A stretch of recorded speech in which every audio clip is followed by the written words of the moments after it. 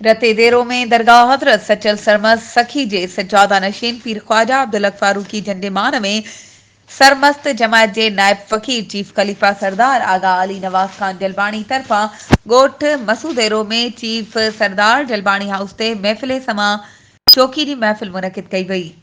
महफिल समा जी सदारत पीर ख्वाजा अब्दुल हक फारूकी साईं जन कई।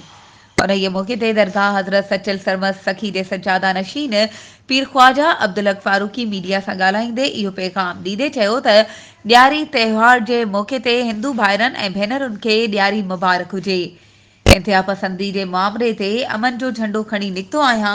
इंतिहा पसंदी पखेड़ींदड़नि खे इहो मैसेज ॾियणु थो चाहियां त नबी करीम सल्लल्लाहु अलैहि वसल्लम जन प्यार मोहब्बत इंसानियत जो दर्स ॾिनाऊं, मार धाड़ ऐं नके उबतड़ फतवाऊं ॾिनाऊं। नबी करीम जन जा हज़ारे लखे वाक़िया आहिनि जेके असां लाइ मिसाल आहिनि। सूफ़ी अज़म खे घणो ग़लति सम्झंदा आहिनि। सूफ़ी अज़म खे फ़िरक़ो सम्झनि था। असांजे मुआशरे में सूफ़ी अज़म जी प्रचार जी इलाही सख़्त ज़रूरत आहे, छो त सूफ़ी अज़म को बि फ़िरक़ो नाहे। 1,24,000 पैगंबर ॿुधाया विया आहिनि। रोज़ा नमाज़ हर हिकु मज़हब में पंहिंजे पंहिंजे हिसाब सां अलाह साईं इन्हनि ते रखियो। असांजे आख़िरी नबीअ खां पोइ ई आख़िरी इबादत जो तरीक़ो आहे। हर माण्हू सूफ़ी नाहे जेको मुंहुं बि न धोए दरगाहनि ते वेठा आहिनि, चर्स था पीअनि, उहे हरगिज़ सूफ़ी नाहिनि। सूफ़ी जी माना आहे रूह जी पाकीज़गी।